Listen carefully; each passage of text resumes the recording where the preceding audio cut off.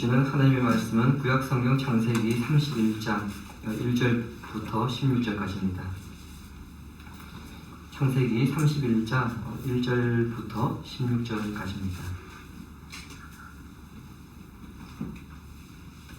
교독에서 읽겠습니다. 야곱이 라반의 아들들이 하는 말을 들은즉 야곱이 우리 아버지의 소유를 다 빼앗고 우리 아버지의 소유로 말미암아 이 모든 재물을 모았다 하는지라. 야곱이 라반의 안색을 거저 자기에게 대하여 전과 같이 아니하더라. 여호와께서 야곱에게 이르시되 내 조상의 땅 내 족속에게로 돌아가라. 내가 너와 함께 있으리라 하신지라. 야곱이 사람을 보내어 라헬과 레아를 자기 양떼가 있는 물로 두었다. 그대들에게 이르되 내가 그대들의 아버지의 안색을 본즉 내게 대하여 전과 같지 아니하도다. 그러할지라도 내 아버지의 하나님은 나와 함께 계셨느니라. 그대들도 알거니와 내가 힘을 다하여 그대들의 아버지를 속였거늘 그대들의 아버지가 나를 속여 품삯을 10번이나 변경하였느니라. 그러나 하나님이 그를 막으사 나를 해치지 못하게 하셨으며 그가 이르기를 점 있는 것이 내 삭시 되라하면 온 형태가 나 것이 점 있는 것이요 또 얼룩무늬 있는 것이 내 삭시되라 하면 온 형태가 나 것이 얼룩무늬 있는 것이니 하나님이 이같이 그대들의 아버지의 가축을 빼앗아 내게 주셨느니라. 내가 꿈에 들어보니 양떼를 탄 순양은 다 얼룩무늬 있는 것과 점 있는 것과 다른 것이었다. 꿈에 하나님의 사자가 내게 말씀하시기를 야곱아 하시기로 내가 대답하기를 여기 있나이다 하매 이르시되 내 눈을 들어보라. 양떼를 탄 순양은 다 얼룩무늬 있는 것, 점 있는 것과 다른 것이냐. 라반이 내게 행한 모든 것을 내가 보았노라.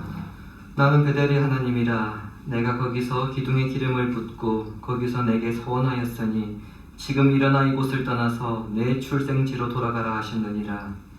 라헬과 레아가 그에게 대답하여 이르되 우리가 우리 아버지 집에서 무슨 뭉치나 유산이 있으리요. 아버지가 우리를 팔고 우리의 돈을 다 먹어버렸으니 아버지가 우리를 외국인처럼 여기는 것이 아닌가. 하나님이 우리 아버지에게서 취하여 가신 재물은 우리와 우리 자식의 것이니 이제 하나님이 당신에게 이르신 일을 다 준행하라. 아멘.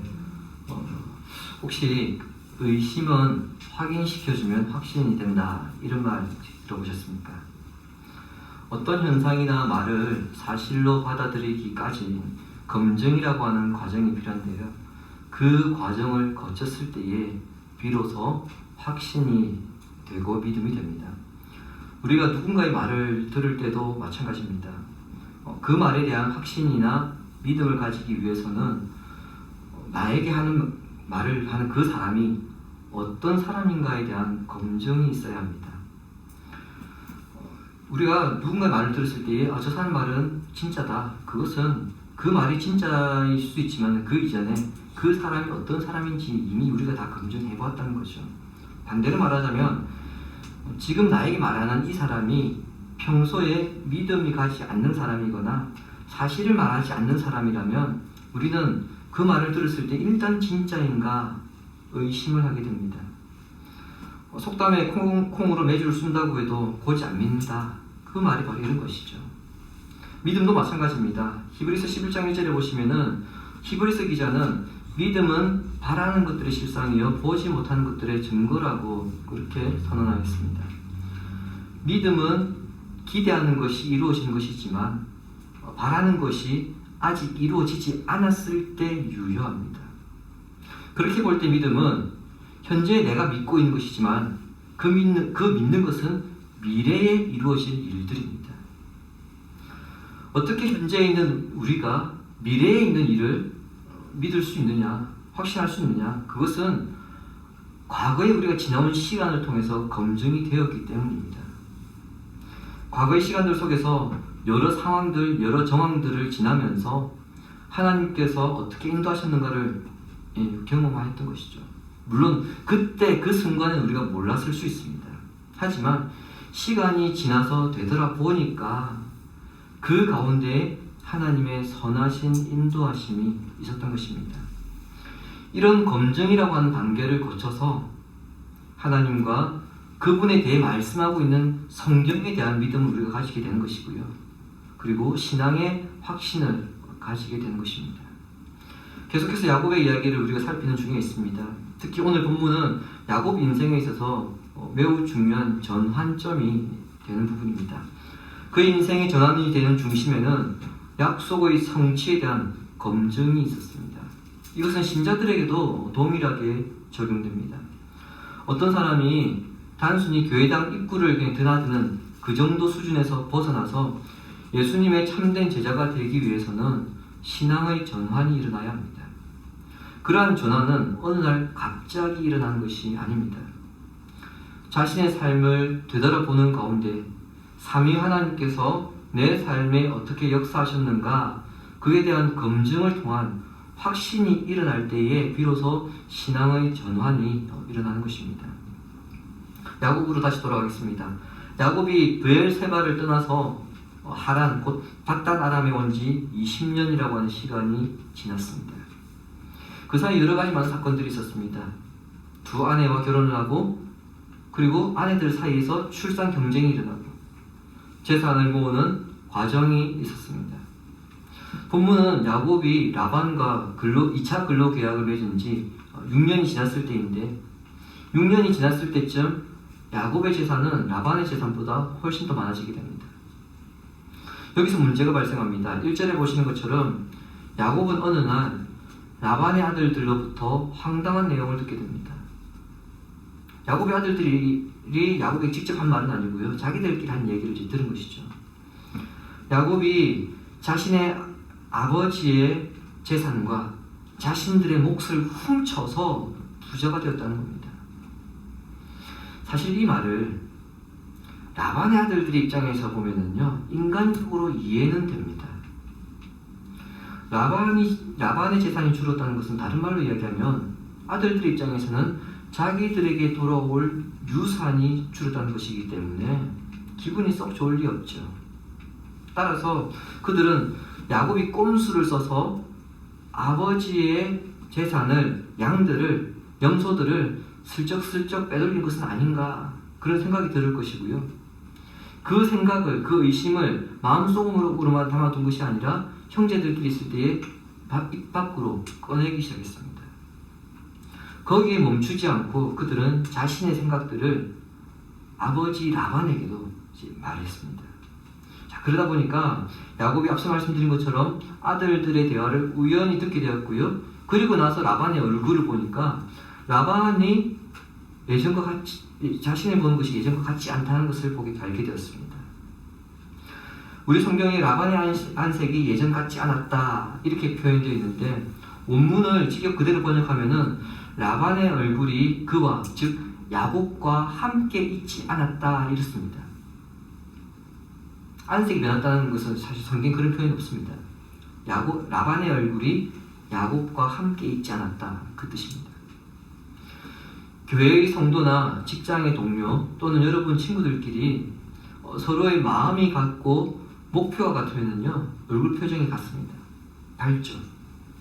반대로 서로의 생각과 목표가 다를 때 여러분 어떻습니까? 표정이 같을 수가 없습니다.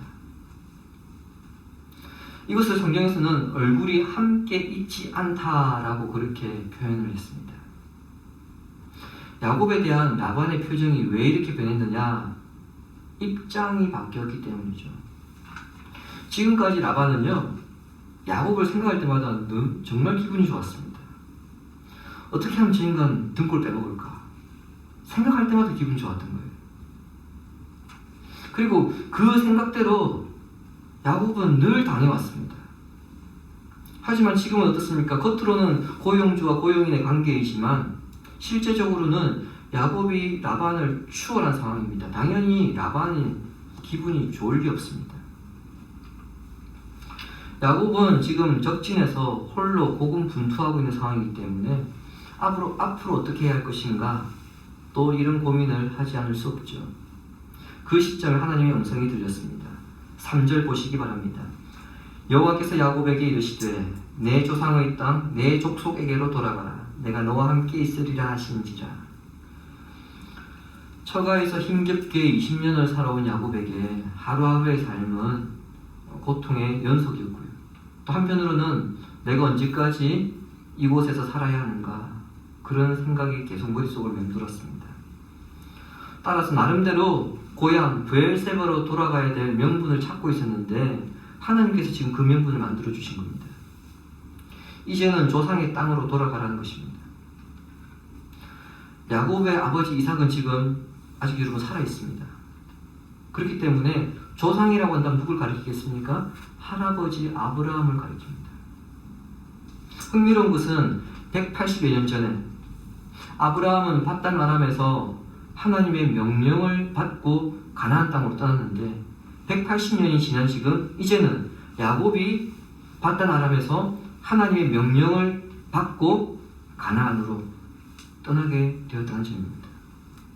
그리고 그 땅은 조상의 땅이 되었습니다. 아브라함이 갈 때는 내가 내게 가르쳐 줄 땅, 내가 내게 약속할 땅이 되었는데요. 야곱이 갈 때는 이제는 조상의 땅이 되었다는 겁니다. 무슨 말입니까? 하나님께서 아브라함에게 약속하신 대로 그 땅은 서서히 하나님의 약속이 이루어져 가는 장소로 변해가고 있었다는 겁니다. 하나님의 승인이 떨어진 야곱은 그 어떤 표현을 할 수 없을 정도로 기뻤을 것입니다. 더군다나 하나님의 명령에는 하나님께서 야곱과 함께 하시겠다는 약속도 포함되어 있습니다. 이제 그 약속을 실행해야 되죠. 야곱이 하나님의 명령을 순종하기 위해서는, 다르게 이야기하자면 하나님의 약속이 야곱을 통해서 이루어지기 위해서는 먼저 선행돼야 될 일이 있습니다. 그건 뭡니까? 야곱이 떠나야 되거든요. 근데 야곱이 떠나려면 해결해야 될 한 가지 숙제가 있습니다. 바로 아내들을 설득시킨 겁니다. 야곱이야 고향이 브엘세바이기 때문에 가는 것은 당연합니다. 어려운 일 아니죠. 하지만 아내들은 다릅니다. 아내들은 그곳에서 태어났고요, 결혼을 했고요, 자녀들을 낳아서 그곳에 살아왔습니다. 라헬과 레아의 나이가 몇 살인지 성경에 나와 있지 않기 때문에 알 수 없지만 그녀들은 평생 그곳에서 살아왔습니다. 더군다나 친정이 있는 곳입니다. 자, 그런 곳을 떠난다는 것 쉽게 생각하기 어렵죠. 그래서 야곱은 아내들을 설득시켜야 했기 때문에 사람을 보내어서 라헬과 레아를 자신이 지금 양을 치고 있는 들판으로 불렀습니다. 자, 두 아내가 도착하자 야곱은 5절부터 13절에 걸쳐서 두 아내들을 설득시키는데요, 두 가지 방법을 사용합니다. 야곱이 아내를 설득시키는 첫 번째 방법은 하나님께서 어떻게 자신의 삶을 돌보셨는지에 대한 신앙 고백입니다. 내가 가야 될 이유를 말해줄게, 그걸 말한 것이 아니고요, 제일 먼저는 하나님에 대한 신앙 고백을 야곱이 먼저 말한 겁니다. 그는 아내들에게 임마누엘 신앙, 즉 하나님께서 함께 하셨다는 믿음을 고백합니다. 5절과 7절 그리고 9절에 보시면은 야곱이 아내들에게 하나님께서 어떻게 함께 하셨는지를 구체적으로 이야기합니다. 여러분 대충 이야기한 게 아니에요. 하나님께서 그냥 나와 함께 하셨어, 그렇게 말한 것이 아니고요, 구체적으로 언급합니다. 5절에서 보시면은 장인어른이 자신을 바라보는 눈빛과 얼굴 표정이 변하여서 내가 위험한 상황에 놓여 있다. 근데 이게 뭐 어제 오늘 하루 이틀 일이냐, 20년 동안 그렇게 왔는데, 그럼에도 불구하고 하나님께서 지금까지 나와 함께 해주셨다는 것입니다.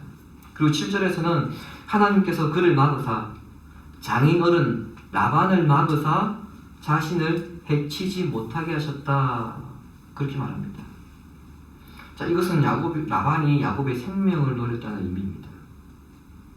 23절 위에 나오지만은요, 야곱이 도망하고 나서 라반이 그 사실을 인지하고 야곱을 추격하죠.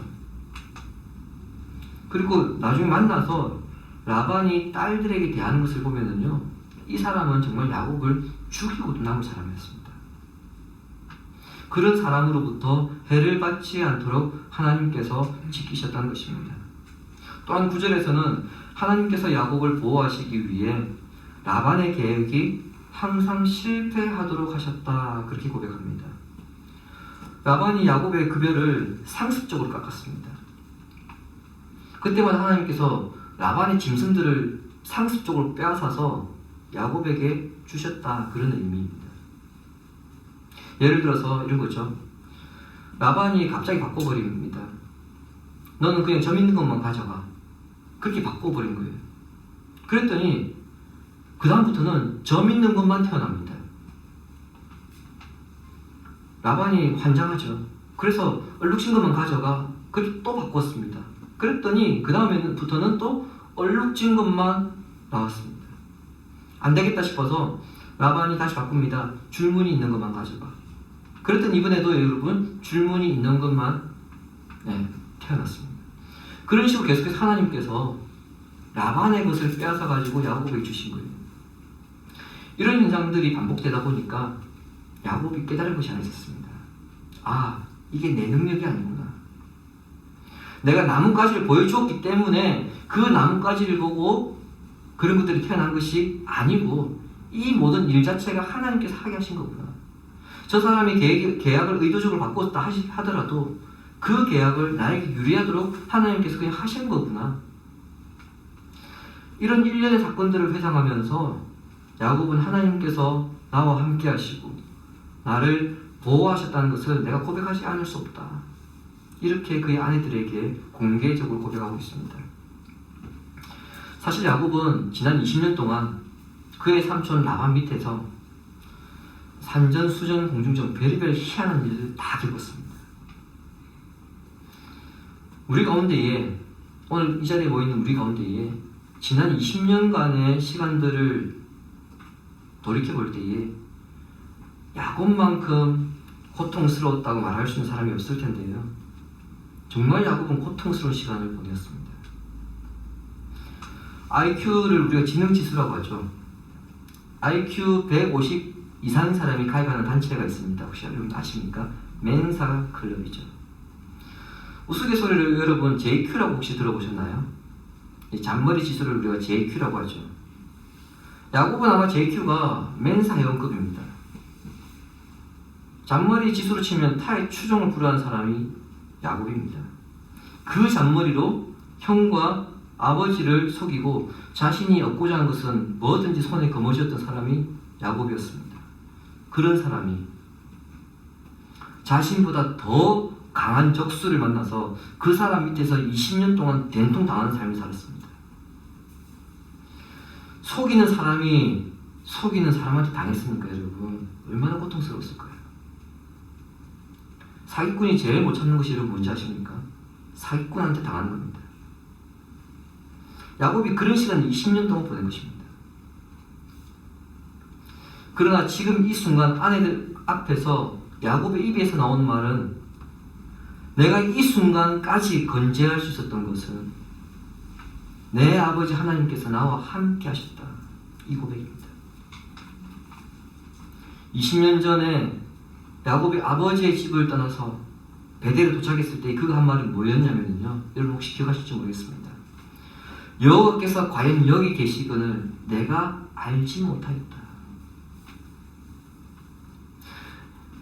여호와께서 야곱과 항상 함께 하셨지만 야곱이 그것을 몰랐다고 20년 전에 이야기했습니다. 그에 비하면 20년이 지난 지금 야곱의 신앙은 어떻습니까? 굉장히 많이 성장했죠. 이러한 신앙 고백을 한 뒤에 야곱은 이제 아내들을 설득시키는 두 번째 방법으로 라반이 얼마나 비열한 인간인지를 드러냅니다.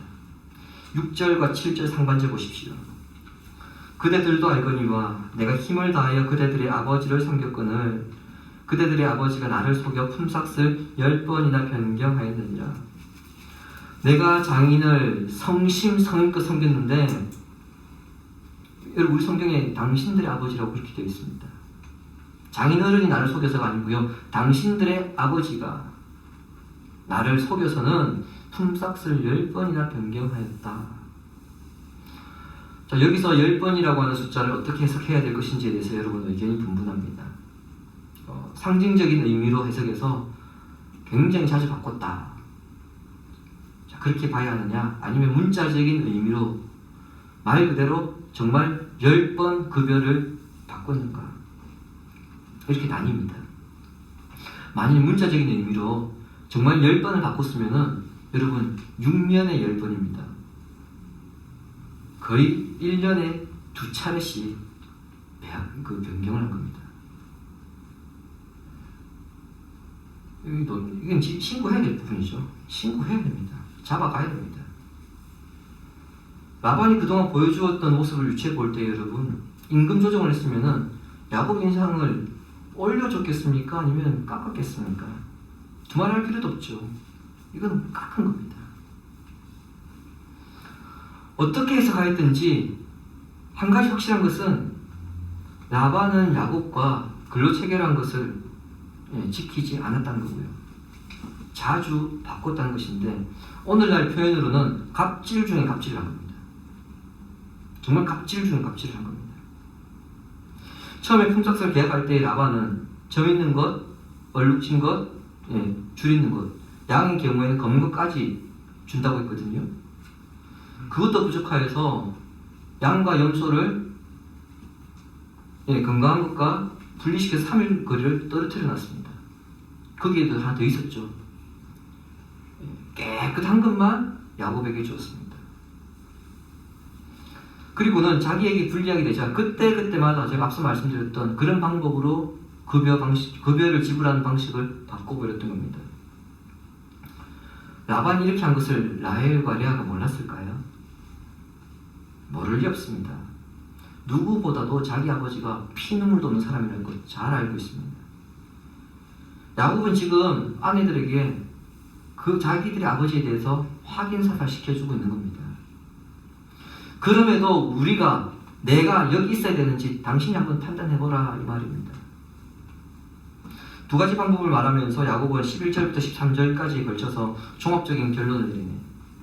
어떻게 내립니까? 내가 조금 전에 고백했던 하나님께서 가라고 하시냐? 그럼 가야지 뭐. 이게 야곱의 결론이에요. 제가 간단하게 말씀드렸습니다만 야곱은 이것을 선택으로 받아들이지 않고요. 당연히 떠나야 하는 당위성으로 지금 받아들이고 있습니다. 12절 끝에 보시면은 라반이 내게 행한 일을 내가 보았노라. 하나님은 불의를 좌시하지 않으시는 분이라는 의미입니다. 하나님은 오래전 아브라함에게 이렇게 말씀하셨습니다. 너를 축복하는 자에게 내가 복을 주고 너를 저주하는 자에게 내가 저주하겠다. 하나님께서 라반을 주목하여 보신 것은 무엇입니까? 지난 20년간 라반이 끊임없이 아브라함의 자손 야곱을 저주하였다는 겁니다. 당연히 하나님께서 라반을 가만 둘 리가 없죠. 또 있습니다. 신명기 24장 19절 주부에 있습니다. 같이 읽겠습니다. 내가 밭에서 곡식을 될 때에 그 한 못을 밭에 잊어버렸거든 다시 가서 가져오지 말고 나무와 나와 나무를 위하여 남겼다. 그리하면 내 하나님 여호와께서 내 손으로 하는 모든 일에 복을 내리시리라. 아멘. 율법에 보시면은요, 율법에는 고아나 과부 그리고 나그네 이 사람들을 불쌍히 여기라고 합니다. 이 나그네에 누구까지 포함되어 있냐면 외국인들. 오늘날에는 여러분 외국인들이 우리 법의 보호를 받고 있지만은 고대 사회에서 외국인들은 여러분 법의 보호를 받지 못한 사람들입니다. 그 사람들도 결국 나그네에 해당되는 사람들입니다. 여러분 여기에 대해서 율법은 훨씬 더 후대에 주어진 것이기 때문에 이게 라반과 무슨 상관이 있는가 그렇게 생각할 수 있습니다. 하지만 하나님은 율법에 있는 법을 이스라엘에게 주실 때에요, 이스라엘이 전혀 듣도 보도 못한 생소한 법을 주신 것이 아닙니다. 사람들과의 관계에서 지켜야 되는 도덕법이라고 그러죠. 도덕법인 경우에는 세상 모든 사람들에게도 요구하시는, 세상 모든 사람들의 양심에도 있는 그런 법을 이스라엘에게 지키라고 주신 겁니다. 그럼 이렇게 또 질문할 수도 있죠. 아니 세상에 있는 법을 왜 이스라엘에게 지키느냐? 그게 왜 율법에 포함되어 있느냐? 세상은요 법이 있었지만 안 지켰습니다. 여러분 성경에 있는 율법 가운데 도덕법이 히타이트 법전에도 있습니다. 전혀 없는 것을 하나님이 새롭게 만들어내신 게 아니에요. 있음에도 불구하고 그들은 안 지켰고 하나님은 이 율법에 도덕법을 넣어서 야, 쟤네들은 안 지켰지만 너희들은 지켜 이렇게 말씀하신 겁니다.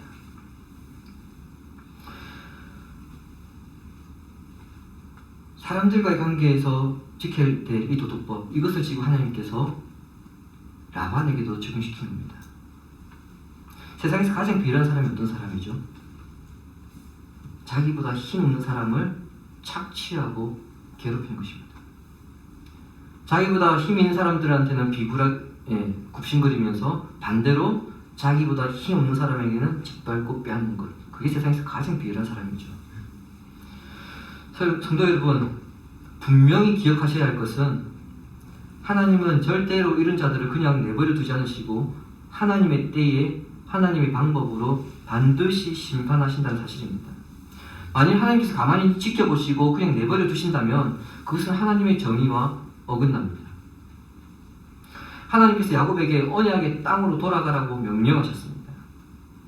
여러분, 불이라고 하는 것은 하나님의 명령에 순종하지 않을 때에 그 명령을 불이행할 때에 그것이 우리에게 곧 불의가 된 것입니다. 그러므로 야곱은 아내들에게 자신의 신앙 고백과 그리고 라반의 비열함을 드러내어서 지금 설득하고 있지만 사실은 설득하기 아니라 가나안으로 돌아가라는 그 하나님의 명령에 우리는 순종해야 된다. 지금 그것을 이야기하고 있는 겁니다.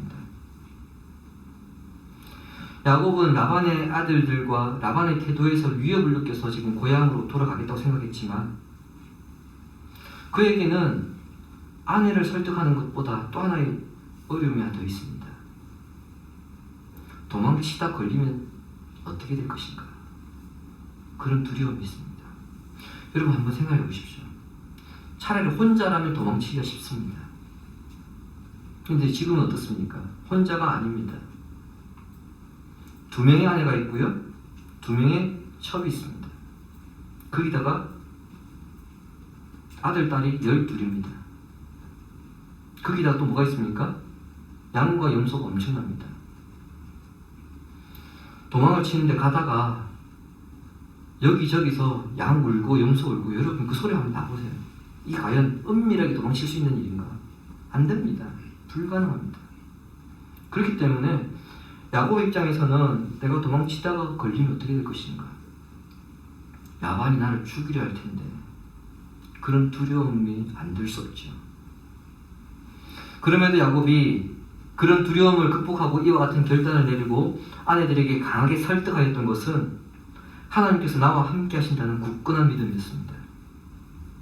이런 믿음에 확신이 생기기까지 지나온 인생의 뒤안길에서 야곱은 하나님께서 어떻게 나와 함께 하셨는가, 그것을 생각해 보았습니다. 브엘세바에서부터 밧단 아람에 이르기까지 하나님께서 무사히 오게 하셨고, 그리고 내가 라헬과 라반을 만나게 되었던 과정, 그 후 1차 근로계약을 체결하고 또 아내들을 얻었던 과정, 그리고 많은 자녀들을 얻게 되었던 과정, 라반의 계획으로부터 보호하셨던 모든 시간들 가운데에 하나님이 함께 하셨구나, 이것이 검증되었던 것입니다. 그냥 막연히 하나님께서 함께 하셨다, 그게 아닙니다. 20년 동안에 어떻게 해서 하나님께서 나를 도우셨는가, 그것을 일일이 다 생각해 보니까 하나님의 함께 하심이 검증되었구나. 이와 같은 믿음의 확신이 야곱으로 하여금 간증하게 하였고요, 고향으로 돌아가게 하는 결단을 내리게 하였던 것입니다. 그리고 야곱의 간증은 아내들의 마음까지 움직였습니다. 주님이 사랑하시는 성도 여러분, 야곱의 아내들은 야곱의 이 말을 듣고 난 다음에 자기도 아버지에게 진절머리가 난다. 가자. 미련 없이 가자. 그러면서 하나님이 말씀하신 대로 하라고 야곱을 오히려 격려합니다. 그런데 여기서 여러분 굉장히 재미있는 광경을 발견합니다. 지금까지는 라헬과 레아가 비록 아내 이전에 둘 다 자매였지만 자매였음에도 출산 경쟁하느라 서로 싸웠습니다. 그게 원수 같은 존재였거든요. 하지만 야곱이 라반과 맞서겠다는 것이 아니라 하나님을 따르겠다고 하는 그 결단을 하니까, 하나님께로 돌아가겠다고 하니까 두 여인의 마음이 하나가 되는 것을 우리가 보게 됩니다. 그리고 그렇게 얽히고 설켰던 두 사람의 관계가 풀리기 시작합니다. 라반이 더욱 비열하겠기 때문인가요? 아닙니다. 야곱이 베델의 하나님의 명령에 따라서 언약의 땅으로 돌아가겠다고 결단하니까 모든 삶이 제자리로 돌아가고 관계가 회복되기 시작한 것입니다. 우리가 인생을 살면서 일이 꼬일 때가 있고 머리가 복잡해서 때로는 가슴이 터질 것 같은 그런 상황이 생길 때가 있습니다. 하는 것마다 안 될 때가 있고요. 계획보다 일의 진척이 더뎌져서 마음이 조급해질 때가 있고, 사람과의 관계도 오해에 오해가 더해져서 도저히 풀 수 없는 지경으로 빠져들 때가 있습니다. 바로 그때 야곱을 기억하시기 바랍니다. 인생의 귀환길에서 하나님께서 어떻게 함께 하셨는가 생각해 보시기 바랍니다. 그 시간들을 통해서 하나님께서 우리와 함께 하신다, 이 믿음을 확인하시고, 야곱이 언약의 땅으로 돌아가겠다고 결단한 것처럼 우리 역시 믿음으로 돌아가겠다, 그렇게 결단해야 합니다.